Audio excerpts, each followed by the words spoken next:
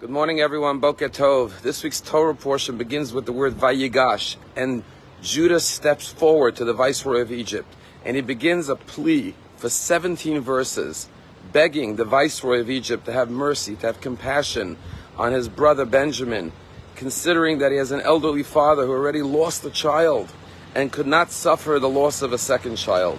And it's this moving plea that causes Joseph to break down, overwhelmed with emotion, crying and saying the famous words, "I am Joseph, is my father still alive?" And the question is, throughout last week's Torah portion, we read about the brothers' multiple conversations with the viceroy of Egypt. And there were a number of times where the Torah pointed out that the brothers had not realized that Joseph understood their conversations between themselves. Why? Because the Torah says, Ki hamelitz beinosehem. There was an interpreter between Joseph and the brothers. Because the brothers were coming from the land of Israel. They spoke Hebrew, Lashon HaKodesh, the holy tongue. And the viceroy presumably was an Egyptian who didn't know Hebrew, spoke Egyptian. And therefore they always had an interpreter. Suddenly Judah steps forward and gives this rousing plea to the viceroy to have mercy on Benjamin. It's so effective that the viceroy breaks down crying. But where's the interpreter? Why did Judah think that the viceroy would even understand him without an interpreter? Perhaps the answer is that there are some times that literally words are not necessary. There are some times that we speak from the heart with so much raw emotion and feeling that others can feel it even if they don't understand every single word. Because it's not so much what's being communicated verbally, it's the emotional communication. The Chafetz Chaim famously says on the verse, V'ani tefilasi l'cha, I am my prayer to you, God. And the Chafetz Chaim asks, why does it say, and I am my prayer?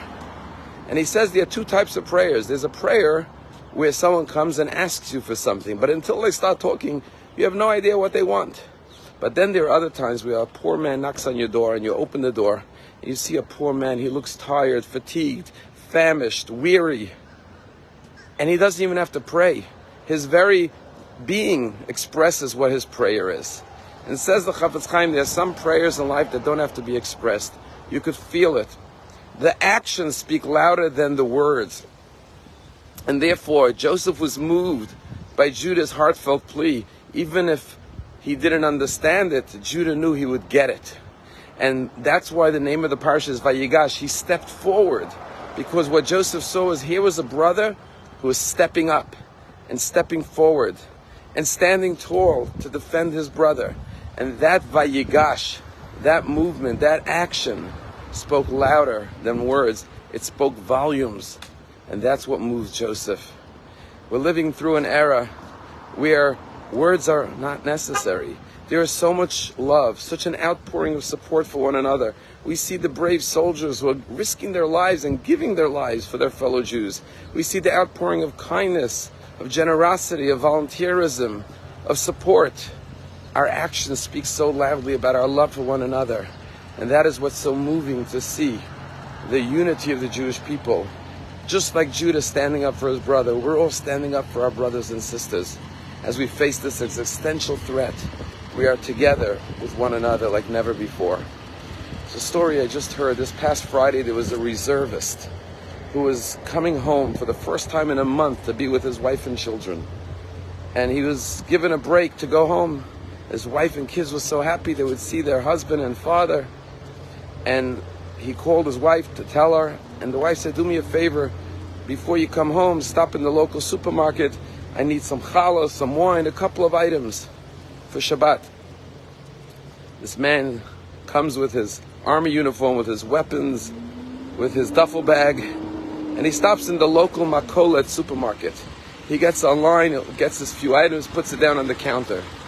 As he's going to check out, the guy in front of him who's checking out says to the cashier, he sees this as a reservist coming back from the front with all of his weapons and gear and duffel bag. He says, his order is on me, I'm paying for him. At that point, the guy who's standing behind the reservist online says, 1 minute, you just stole my mitzvah. I was planning on paying for him. And the cashier looks at them and says, no, you're both wrong. I wasn't going to charge him in the first place. This is the story, the eternal story of Judah and Benjamin, we stand up for one another, and that is what pierces the heart of the Viceroy. May this unity pierce the heart of Almighty God in heaven to grant us tremendous compassion and strength, victory and success. Have a wonderful day.